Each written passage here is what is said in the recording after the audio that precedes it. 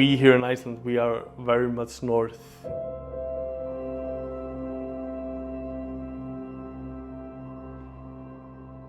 We're not trying to be the most traditional restaurant, but we respect the tradition. We respect the traditions a lot, and we want to elevate traditional food.